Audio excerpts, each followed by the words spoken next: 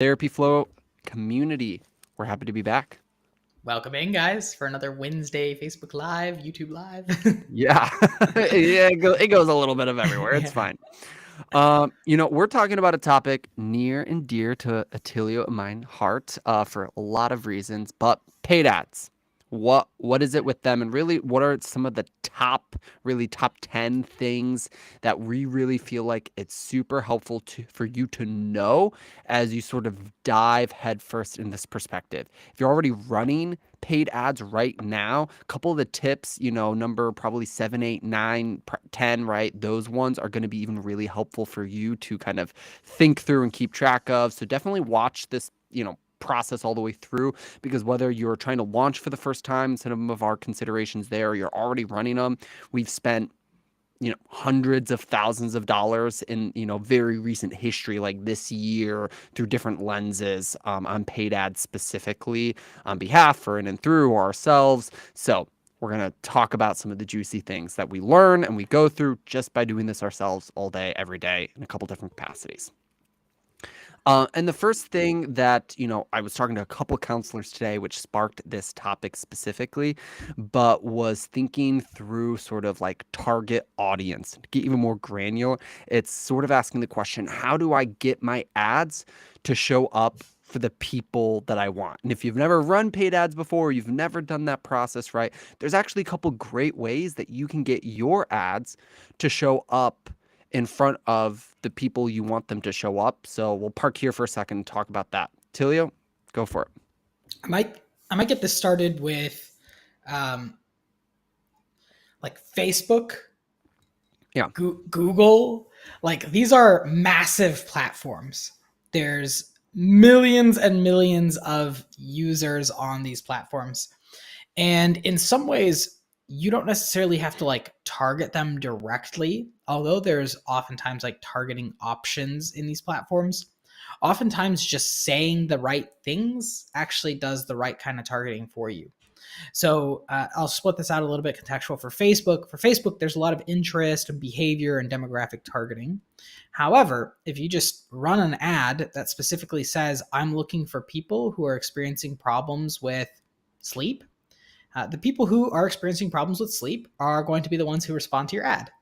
And when someone responds to your ad, Facebook says, hey, let's find more people like this person. And eventually, Facebook's going to get smart enough that it's just going to be targeting people who have sleep problems. Okay. Same thing with Google. Google just works a little bit different. You give Google a lay of the land on keywords that people might be searching for. And so in Google, we'll use the same example, trouble with sleep. You use keywords that people who are having trouble with sleep might be using.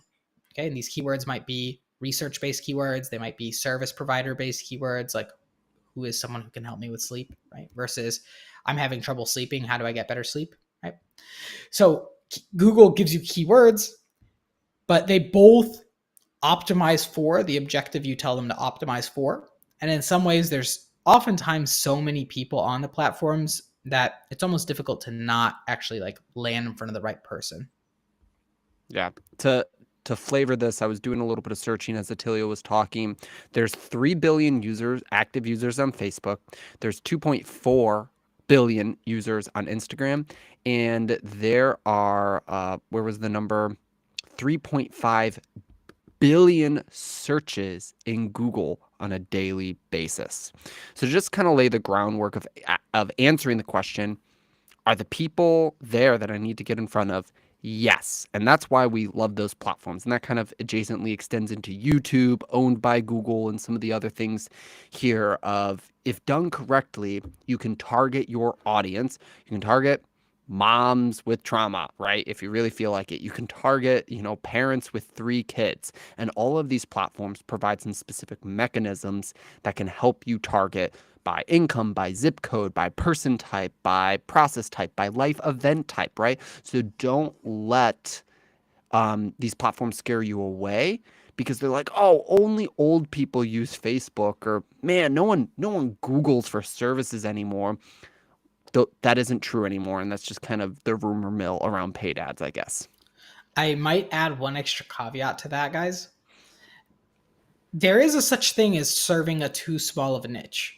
Yeah. right? There is a such thing as serving people who like it's hard to get a hold of them because there's not a lot of them. For what like one example is like people who struggle with chronic illness that also have a traumatic past. It's a very small sub niche. Yeah. Okay. And we've just seen it's hard to get in front of those individuals. There's certain ways to do it. There's certain ways to do it.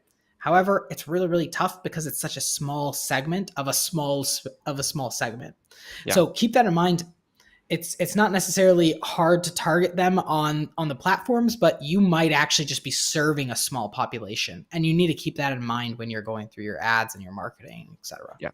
And we're spending a little bit of time here because who you are targeting, specifically using these ads, is kind of the bedrock on whether these ads are going to be successful or not. And if you don't Yeah. get targeting right, if you don't call out your audience correctly, if you choose too broad of something and you can't talk to your audience, or you choose way too narrow and the algorithm is never going to help you find the audience, both will result in failure. But maybe we can talk a little bit about how to choose Facebook and Instagram versus Google ads. We talk about both of those and you hear a lot about those specifically, but how do you choose sort of between the two platforms here?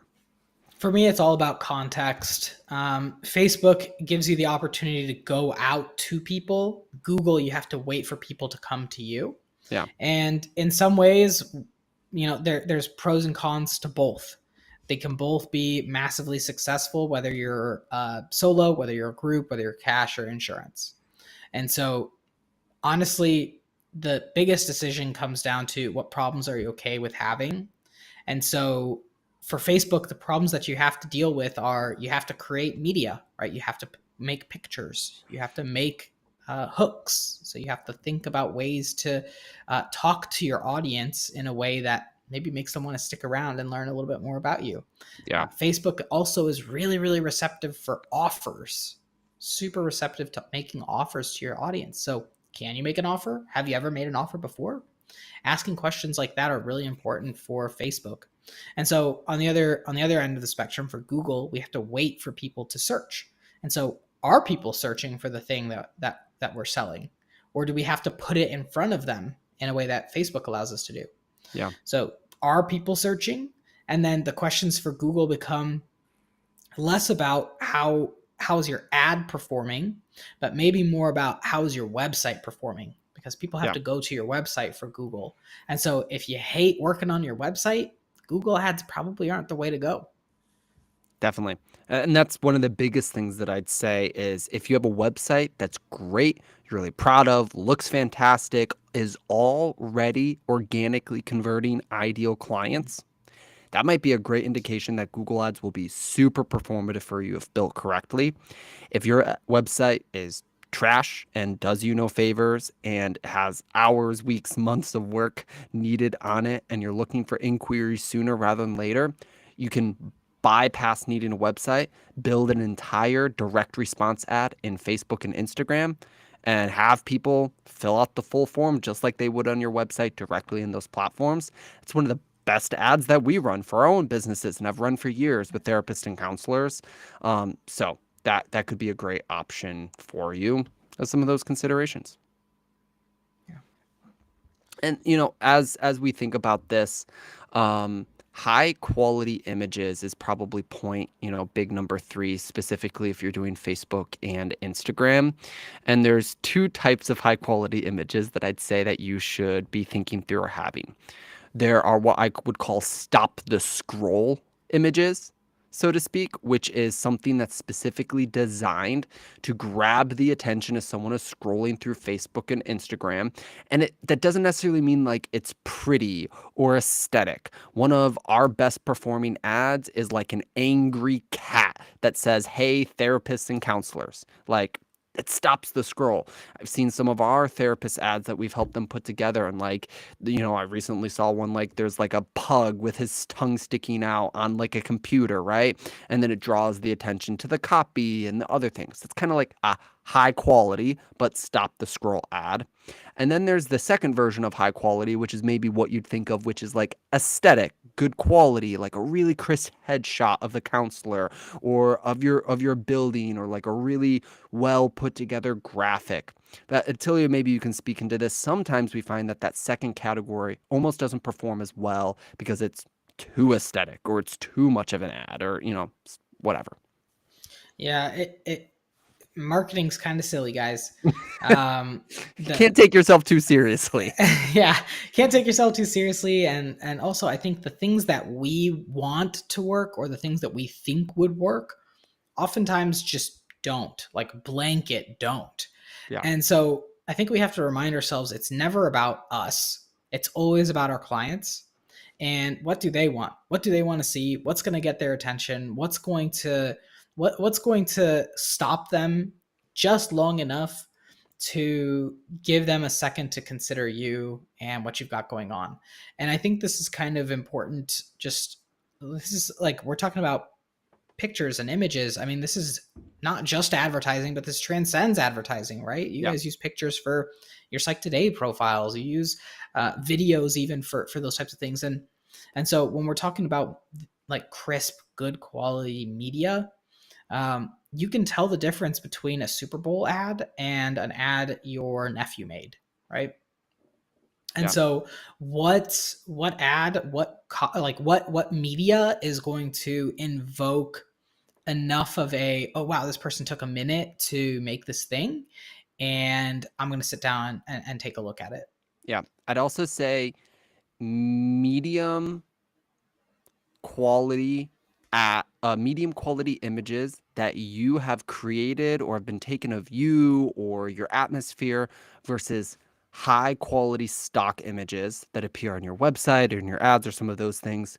The medium ads that are real and that don't show up anywhere else, that aren't very clearly the orangey, Stock. blissful stock photo that shows up everywhere, it's going to do way better for you. So it's probably worth a couple $100 to go get some great headshots and do some other things, especially for your website if that's what you're thinking through. Because that's going, even if they aren't like high quality, right? But they're medium, they will be perceived way better because they're yours and it isn't just stock photo.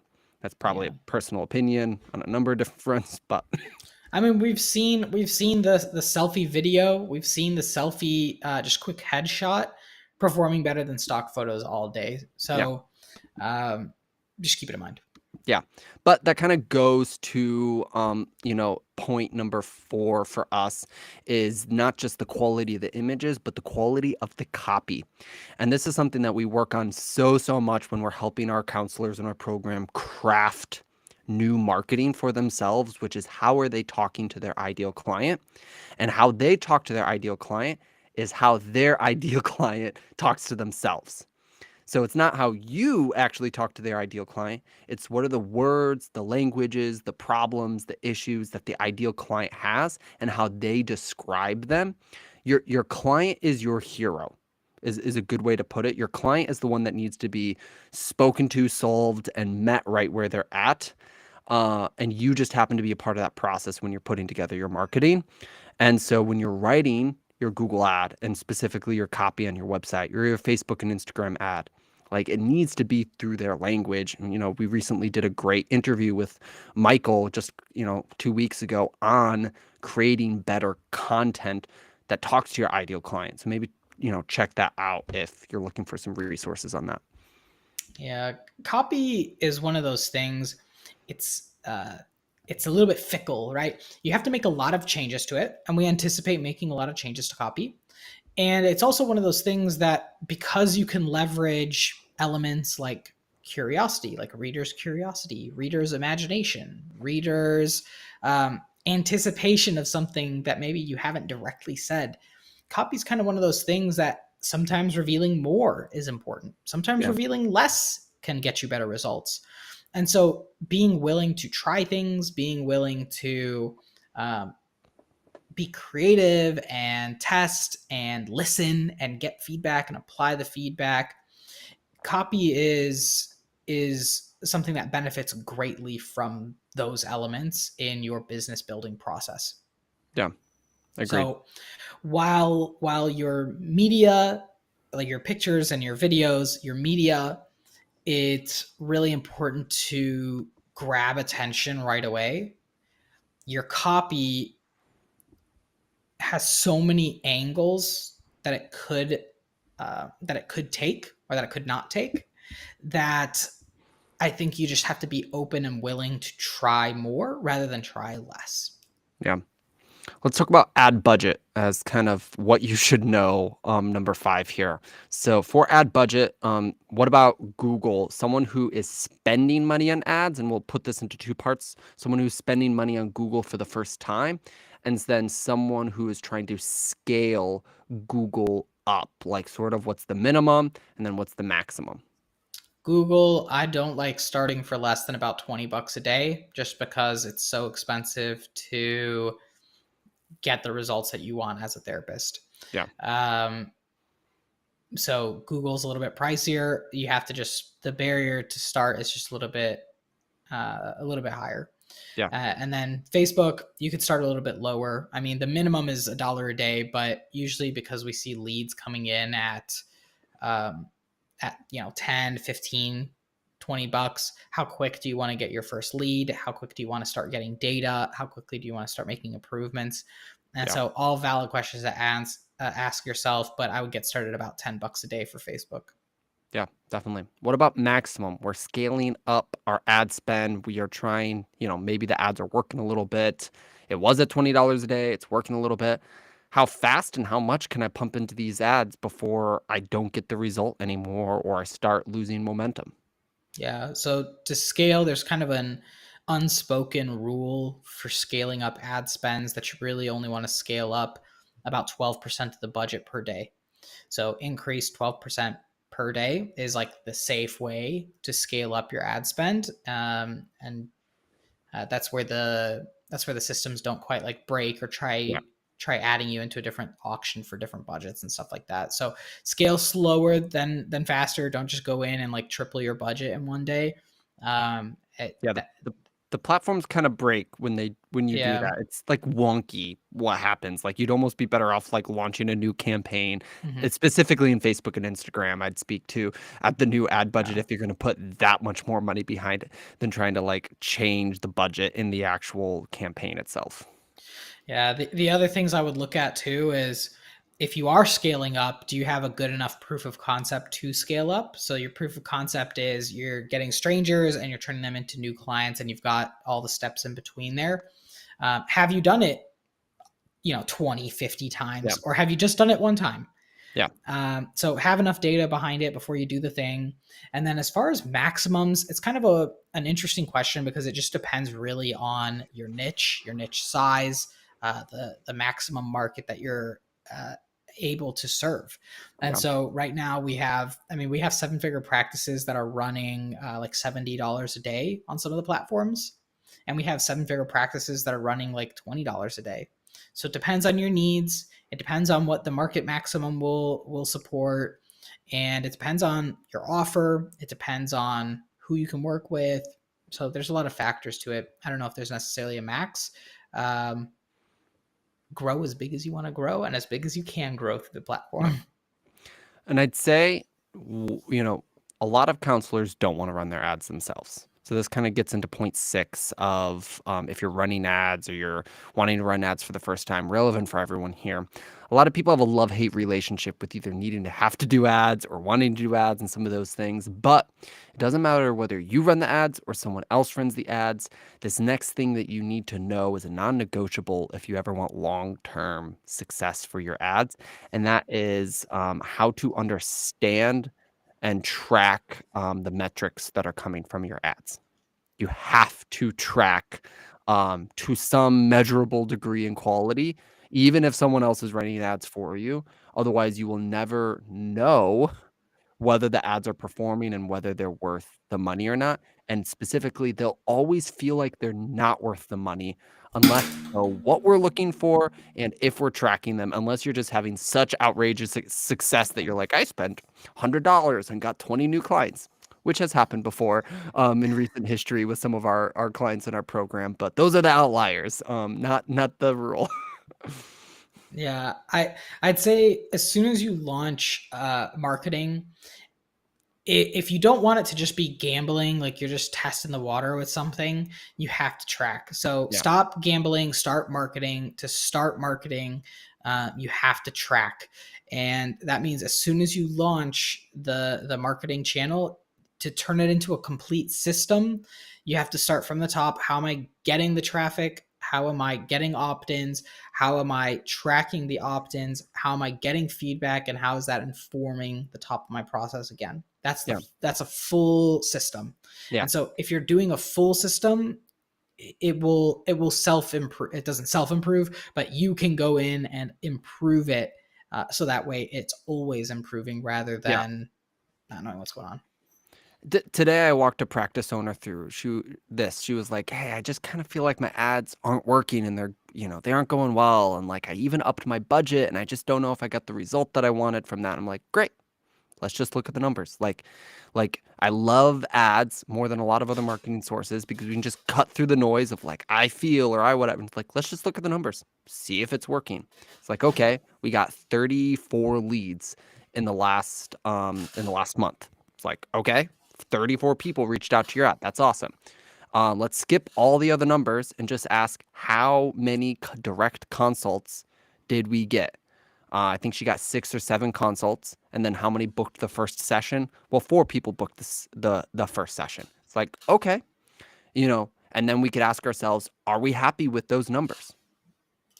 Simple as that. And so if sometimes it doesn't have to be super detailed because you can get pretty detailed with the ads, but it's what are each stage that the client has to go through? They have to fill out the form, they have to book a consult, they have to convert from the consult, they have to show up to their first session, and they have to show up to their second session. That'd probably be a successful what we call buyer's journey. Let's just track the percentages or total quantities of each one of those coming from the ads. And if we do that, that's probably all you need to do. But if you don't do that, your ads most certainly will never perform the way you want them to. Yeah, and I might just take a quick note too on that example, guys. He said that they got like 34 leads, and then only 6 of them booked a call. And then from those 6, 4 of them turned into new clients. That tells me one of the biggest bottlenecks there is they're actually just not connecting with their people for the first time. Yep. So maybe your ads aren't the problem. Like, honestly, maybe there's other components to the process that really is the problem. Yeah. And so touching the ads would be unreasonable. It wouldn't be the right thing to do. And so Yeah. to track, to give you guys a solid piece of advice, there's oftentimes softwares, there's analytics that Google and Facebook provide you, and it just takes putting pen on paper or using a software, to just automatically get that Yeah. information for you.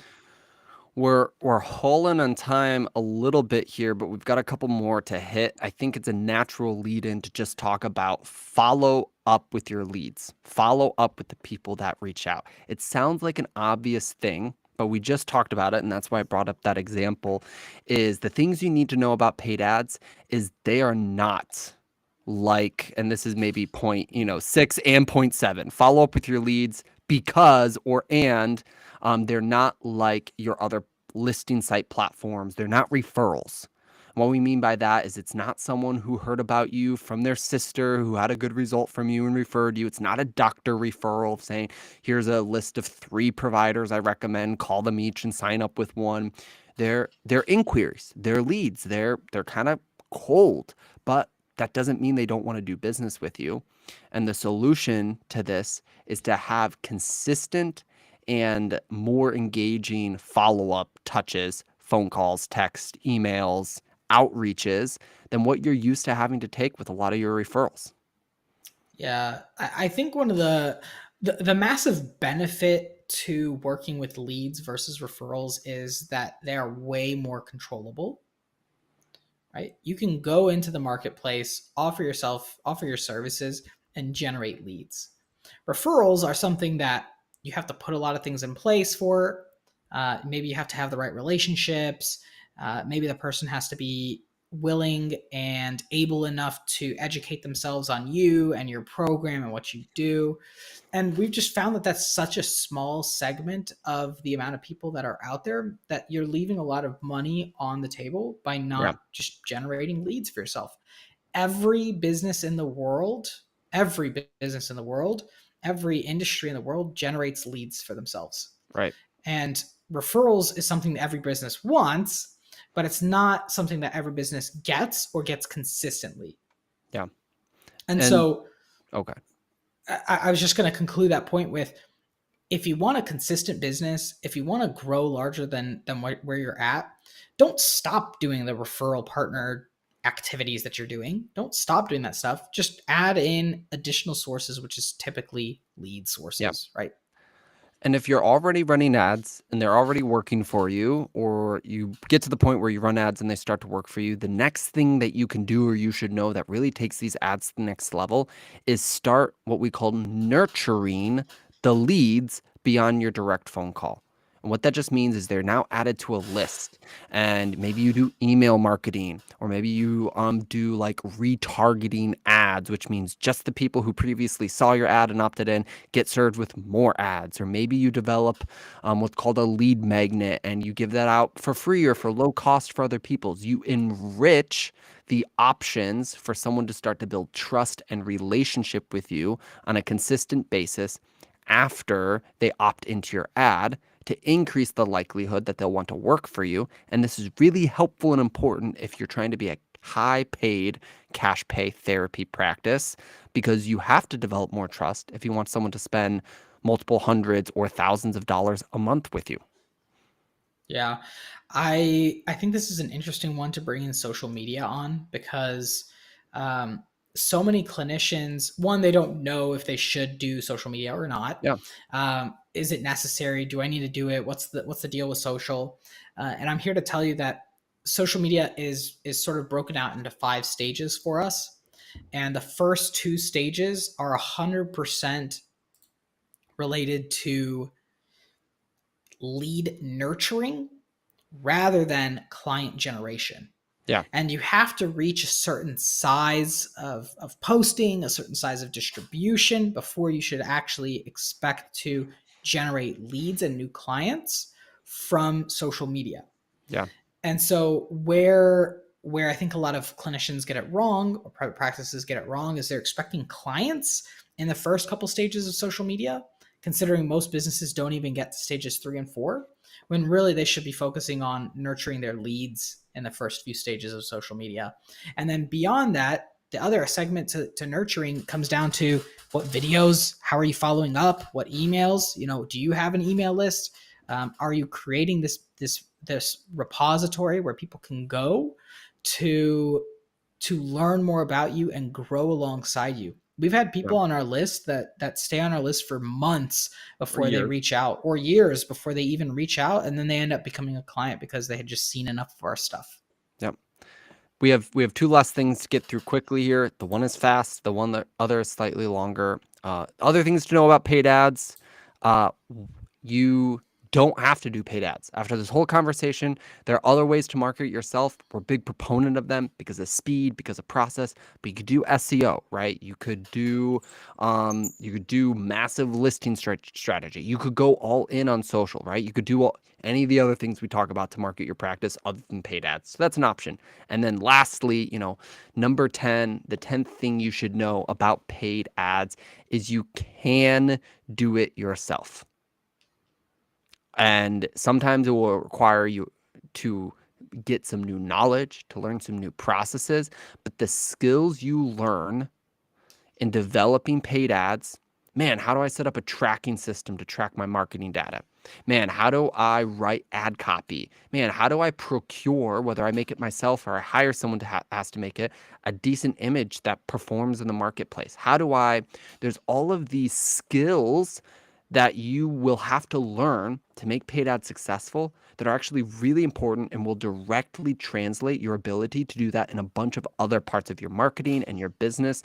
So I just want to say that, like, if you're looking to level yourself up, figuring out how to crack the code on paid ads or make them successful for you could be one of the best places to start, because it could force yourself to acquire the skills needed to level up all of your marketing and to build out good marketing across the board. Because if it will work in paid ads, it will probably work in other places too. Yeah, I'll I'll I'll uh, I'll conclude with 2 little points. One is stop trying to run your practice just for yourself and make it comfortable for you. I think Interesting. so many clinicians, and this is just from this week, and hearing you say that just now is like so many clinicians are trying to run their practice as a solo and a bunch of other solos that everyone just needs to be comfortable in. And while I do think it's important for everyone to be comfortable in their practice, there's also components to it that aren't yours, right? Group practice owners don't get paid based on their calendar; they get paid on other people's calendars. That's how you maximize that payment. And so the last point is when you're looking at doing it yourself, like fully, I'm just gonna rapid fire a couple things to look up if you think that's a good idea. Go for it. Um, how to run a Facebook lead ad, Zapier to Google Sheets, Facebook ads library to look up your competitors or look up other big people who are running ads.